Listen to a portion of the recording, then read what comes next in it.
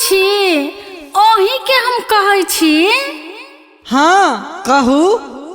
देखियौ ने मामो जाइ छथिन, अहाँ के बहिनो जाइ छथिन, आ उ छोटका जे अहाँ के भाई अछि हिप्पी वाला झुल्फी वाला उ सेहो साथ में जाइ छै। तो हमरा की कहै छी?